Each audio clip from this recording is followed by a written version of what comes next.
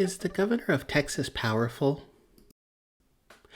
If you pay attention to local media, it seems like Governor Abbott is there a lot, talking about COVID, talking about elections, and really, he has become the point person for how Texas handles the coronavirus.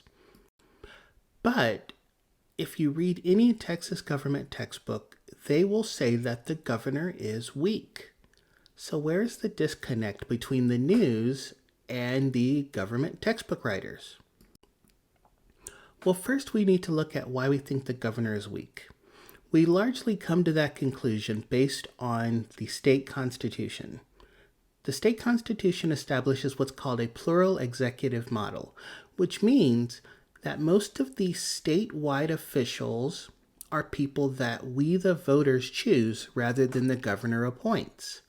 Lieutenant governor, railroad commissioners, agricultural commissioners, attorney generals, etc. These are all people chosen by us, not the governor. Another reason we think the governor is weak is because they have limited appointment power. For most boards, agencies, commissions that really make up the Texas bureaucracy, they are governed by these appointees that have 6-year terms. And they're rotated so that 1/3 of the board is up for reappointment every 2 years, which means that in a governor's 4-year term, they'll only be able to replace 2/3 of a board, and they have to get reelected to really replace that last 1/3 of any state board or commission. So that does limit the governor's ability to reshape the bureaucracy. The last reason we tend to think the governor is weak is because of their role in criminal justice, especially related to pardons and commutations of sentences. These are things that the governor cannot do unilaterally. They must rely on the boards of pardons and paroles to first provide recommendations before they act. On the flip side, why do we think the governor is powerful? First of all, that state constitution that had all those weaknesses also gives the governor certain powers. First, filling judicial vacancies. Whenever a judge dies, retires, gets sick, gets impeached and removed, whenever there's a vacancy, the governor has the power to fill that seat, giving them the ability to reshape the judiciary. Another reason we think the governor is powerful is because of their ability to call special elections and to call the Texas state legislature back into a special session. And another thing that makes the governor powerful is the fact that we have expanded the term of office from 2 years to 4 years.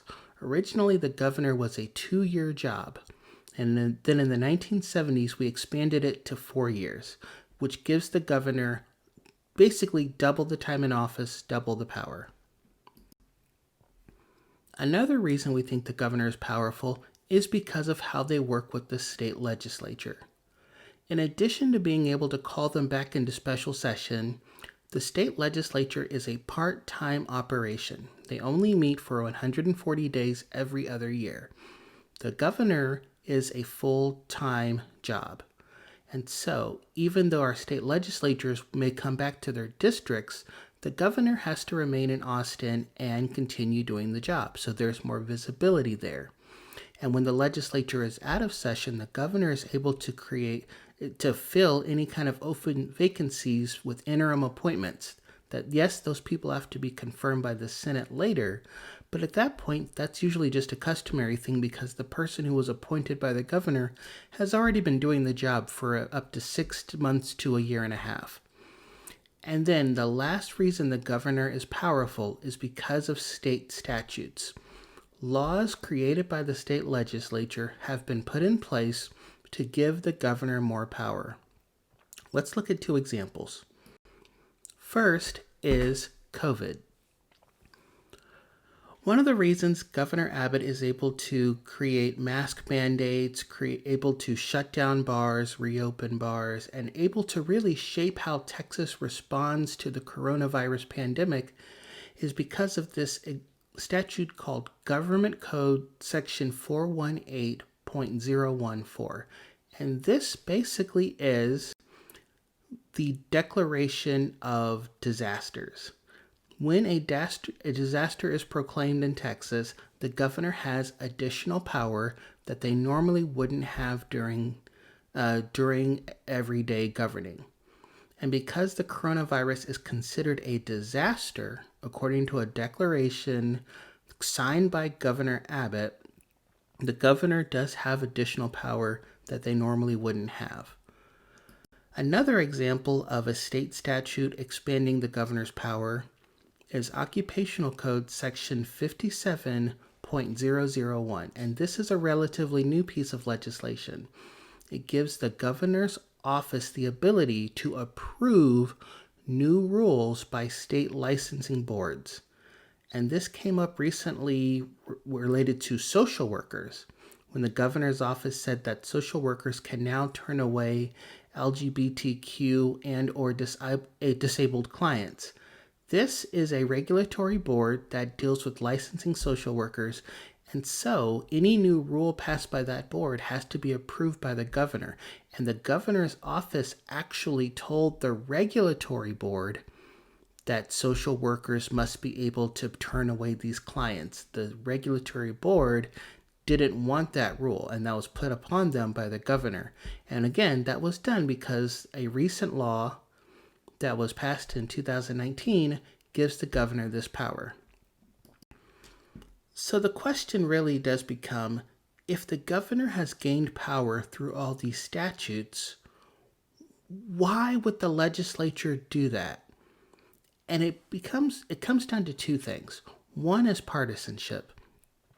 Republicans have been in control of the state legislature for the past 20 years, and they've been in control of the governor's office for the past 25 years. So Republicans have gotten used to one-party rule and them being in power. And Republicans in the legislature know that as a part-time legislative body, they can only do so much, so they've been more willing to give more power to Governor Abbott. It's questionable to see if they would have expanded the office of the governor so willingly if that governor was a Democrat with Republicans in control of the legislature, or vice versa, with the Democrats in control of the legislature and a Republican governor. But with one-party rule, they're more flexible. Another reason the governor has gained power is because our Constitution is kind of mixed. Although in 1876 it did create a weak governor's office, the changes from 1978 and in other areas during other amendments, because remember, the current Constitution has been amended over 500 times, those changes have created a more powerful governor's office. So what was a Constitution that limited the governor's power has actually expanded his power some. So the Constitution is actually very mixed on the role of the governor. That's my quick thoughts on why the governor is so powerful. Of course, if you have any questions, don't hesitate to email me, and I will see you in the class.